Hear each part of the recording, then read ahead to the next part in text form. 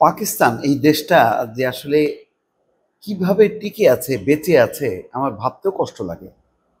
প্রায় প্রতিদিন দেখবেন যে সেখানে বোমা বিস্ফোরিত হচ্ছে, প্রচুর মানুষ মারা যাচ্ছে এবং এটা যেন সাধারণ ঘটনা।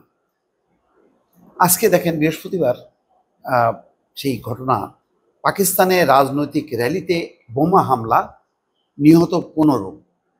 পাকিস্তান বেলুচিস্তান ন্যাশনাল পার্টি নামের একটি রাজনৈতিক দলের র্যালি লক্ষ্য করে আত্মঘাতী বোমা হামলা চালিয়েছে দুর্বৃত্তরা। এতে কমপক্ষে 15 জন নিহত হয়েছে এবং আহত হয়েছেন 30 জনের বেশি। এটি মঙ্গলবার রাতের ঘটনা। ওই দিন বেলুচিস্তান প্রদেশের কোয়েটা স্টেডিয়ামে পার্কিং এরিয়ায় বোমাটির বিস্ফোরণ ঘটানো হয়, প্রায়ই কিন্তু ঘটছে। আর বেলুচিস্তান ওই অঞ্চল দিয়ে তো বিভীষিকা একটা সন্ত্রাসের এবং বিচ্ছিন্নতাবাদীদের।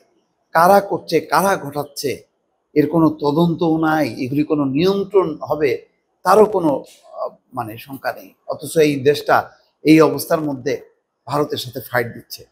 সেই পেহেলগামের ঘটনায়, কাশ্মীরের সেই ঘটনায় আবার ভারতও চাপায় দিচ্ছে পাকিস্তানের উপর। অথচ পাকিস্তানের নিজের মাটিতেই প্রতিনিয়ত নিজেদের ভেতরে অন্তর্দ্বন্দ্ব সংঘাতে প্রচুর মানুষ মারা যাচ্ছে।